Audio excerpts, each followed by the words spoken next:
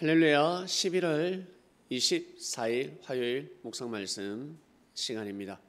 곡식과 가라지. 세례요한이도 말씀을 선포했습니다. 주가 오신다. 하나님이 보낸 자가 오신다. 나는 물로 세례를 베풀지만 내 뒤에 오는 이는 불과 성령으로 세례를 베푼다. 물로 세례를 베푼다는 것은 무엇이겠습니까? 회개를 시킨다는 것입니다. 회개해라. 회개해라. 즉 목욕해라. 깨끗한 의복을 입기 위해서는 반드시 목욕을 해야 된다라는 뜻입니다. 씻어야 되지 않겠냐? 더러운데 씻어야지. 신랑을 맞이하기 위해서는 씻어야 된다, 깨끗해야 된다라는 뜻이었습니다. 회개해라, 회개해라. 몸은 씻으면 깨끗해지지만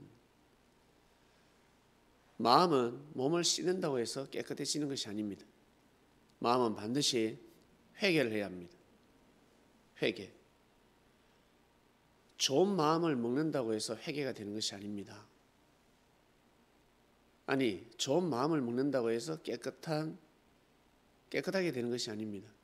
반드시 회개를 해야 합니다. 회개를. 형제하고 사이가 안 좋을 때 반드시 미안하다. 내가 잘못했다. 죄송합니다. 회개를 해야 합니다. 그래야 서로 관계가 좋아질 수 있습니다. 좋은 말만 한다고 해서 되는 것이 아닙니다. 그처럼 반드시 회개를 해야 합니다. 회개하라, 회개하라. 죄를 회개하라, 회개하라. 왜? 뉘우칠 줄 알아야, 무릎을 꿇을 줄 알아야 다음부터는 그러지 않으니까, 다시 그러지 않으니까 반드시 무릎을 꿇어야 합니다. 세례요한은 무릎을 꿇게 만들었습니다. 그러면서 알곡과 쭉정이 비유를 들었습니다. 알곡과 쭉정이. 내 뒤에 오시는 이가 오는데 바로 추수의 때가 왔다. 지금은 추수의 때다. 그러니까 추수의 때가 뭐겠습니까? 하나님의 역사의 때가 도래했다는 것입니다. 무화과 나무 잎이 연해진다 했습니다. 야들아, 지금은 무화과 나무 잎이 연해지는 때다. 그게 뭐겠어요? 계절의 때, 자연의 섭리의 때가 있는 것처럼 심판의 때가 왔다는 것입니다. 심판의 때가, 하나님 역사의 때가 왔다는 것입니다. 하나님 역사의 때를 맞이하면 축복이요, 맞이하지 못하면 심판입니다. 너무너무 무섭습니다. 하나님의 은혜가 너무너무 좋지 않습니까? 사랑스럽지 않습니까? 너무 포근하고 편안하지 않습니까? 너무 좋잖아요. 반면에 심판을 받으면 얼마나 불안한 줄 아세요? 괴롭습니다. 하나님을 믿어도 괴롭습니다. 찬양을 해도 기도를 해도 괴롭습니다. 누구는 기도가 나오지 않습니다. 누구는 찬양이 되지 않습니다. 성경을 봐도 괴롭습니다. 예수님 시대 그랬습니다. 이 시대 마찬가지. 예수님을 믿는데 왜 괴로울까? 나 예수님을 메시아로 믿는데 왜 괴로울까? 왜 공고할까? 왜 불안할까? 왜 짜증이 날까? 왜 우울증에 걸릴까? 왜 이렇게 힘들까?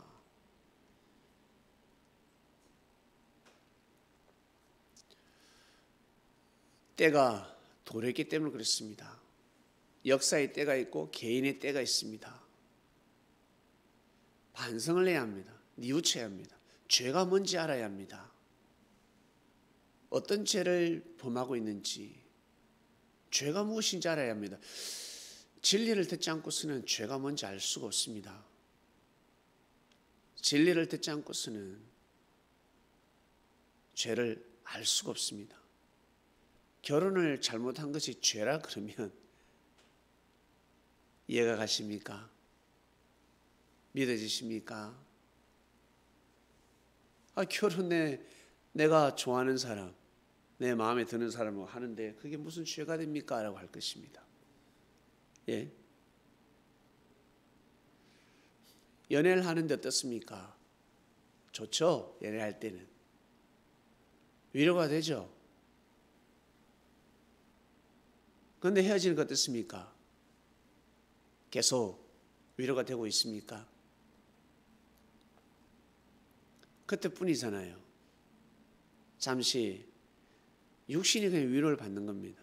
영혼이 위로를 받는 것이 아니라 육신이 위로를 받는 거예요. 영혼이 위로를 받지 못하기 때문에 공고한 것입니다. 결국 연애하는 그 사람은 짝이 아닌 것입니다. 짝이 아니라는 거예요. 이미 잘못된 만남이 이루어지고 있는 것입니다. 그러다 들썩 결혼을 해버렸습니다. 어떻게 해요? 살아야지. 결혼이 죄가 된다. 이건 더 이상 말씀으로 깊이 들어갈 수가 없을 것 같습니다. 그냥 살아야 합니다. 이 세상에서 다 풀 수가 없습니다. 부모한테 가서 물어볼 수가 있습니다. 엄마 아버지 제가 저 사람 짝이에요? 사는 게 맞습니까? 부모가 만약에 물질만 보는 부모라 그러면 짝이라 하겠지. 또 명예만 보면 짝이라 하겠지. 명예를 본다면 우리 집안에 꼭 사자 들린 사람이 들어와야 돼. 사자가 좋아. 의사라서 너무 좋아. 뭐 아무 상관이 없습니다. 그 사람의 뭐 인격이나 신앙관이나 철학, 의사가 됐으니 얼마나 똑똑할까, 얼마나 성실할까, 얼마나 부지런할까, 얼마나 모범적일까 보지 않겠습니까? 그런데 사이코야. 딸의 마음을 어떻게 알 수 있겠습니까? 그 고통스러운 삶. 하나님은 마음까지 다 보시지 않습니까? 그래서 그리스도인들은 늘 구하지 않습니까? 하나님께 구하고 또 구하지 않습니까? 구하는 삶을 살지 않습니까? 다 구해놓고 왜 짝을 위해서는 구하지 않습니까? 결혼을 위해서는 왜 구하지 않습니까? 물질만 보고 쫓아가죠. 돈 많은 남자, 돈 많은 여자, 예쁜 여자, 사자 달린 남자, 사자 달린 여자. 그것만 찾아서 헤맨다는 거죠. 그러다 꼬리를 잘못하게 됩니다. 육신은 살기 좋은데 마음이 불편해지면서 급기야 어떻게 되겠습니까? 영혼이 추락하게 됩니다. 가라지가 되어버립니다. 곡식인 줄 알았는데 결국 가라지의 삶이 되어버릴 수가 있습니다. 저는 그러면 곡식의 가라지예요? 아무도 모릅니다. 예수님께서도 말씀하지 않으실 것입니다. 우리는 모릅니다. 자신만이 알고 있습니다. 자신만이. 내가 지금 정말 옳은 길을 가고 있는지, 내가 연애하는 사람, 오늘도 내가 연애를 했는데 짝이 맞는지, 위로가 되었는데 짝이 맞는지, 열리를 제치고 남자를 만나고 있는데, 여자를 만나고 있는데 짝이 맞는지, 하늘과 자신만이 알고 있습니다. 분명히 알 것입니다. 이번 주 말씀은 곡식과 가라지입니다. 사랑하는 그리스도인 여러분, 예수님께서 곡식과 가라지라 했습니다. 이거 그냥 곡식, 그냥 추수 때 말씀인 것 같은데 상당히 무서운 말씀입니다. 가만히 내버두라 했습니다. 내버두라. 자칫 잘못하다가는 네가 죽는다. 네가 죽을 수가 있다. 네가 악인이 될 수가 있다. 네가 살인자가 될 수 있다. 한번 따지러 갔다가 어떻게 해요? 욕 한번 하러 갔다가 칼부림 날 수가 있습니다. 한 차례 때리러 갔다가 죽일 수도 있습니다. 그렇기 때문에 가라지는 그냥 내버두라 하신 것입니다. 내버두라. 내버두라. 알고 없더라. 사랑하는 나의 제자들아, 그냥 가만히 있거라. 큰일 난다. 이러다 당할 수도 있는데요. 당해도 아니, 당하면 하늘이 책임지시는 거야. 가만히 있으라. 천군 천사들이 함께한다. 보이진 않지만 진짜 함께한다. 너희들이 내가 그리스도라는 거 믿냐? 내가 예수라는 거 믿냐? 나를 통해서 말씀이 선포되는 거 믿냐? 예수님이 제자들 예 아멘. 내가 그리스도라는 것은 보이진 않겠지만 믿으라.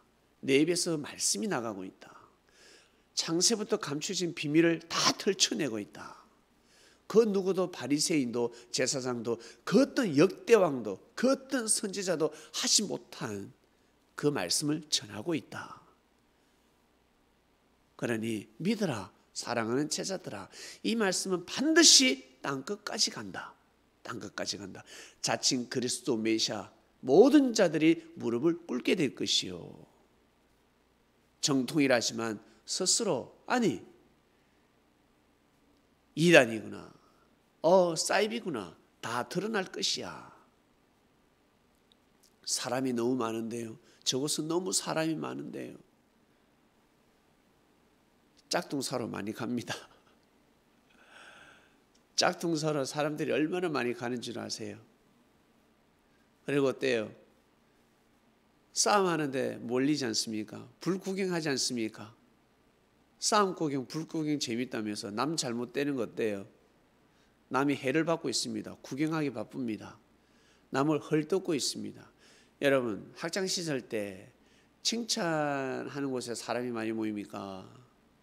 비판하고 욕하고 악평하는 곳에 많이 모입니까?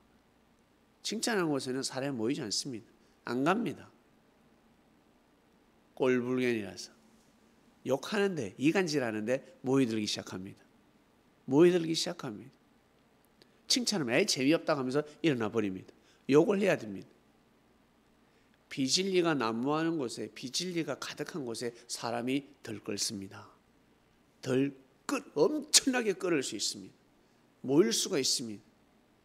물론 그 안에 맞는 말도 있고 진리가 있겠지만 참진리는 시간이 지나보면 알 수가 있습니다. 비진리는 얼마 가지 못합니다. 많이 가봤자 40년, 50년 그 교주가 살아있을 때입니다. 그 사람이 살아있을 때입니다. 메시아가 살아있을 때만 흥하지 죽으면 끝나는 것입니다.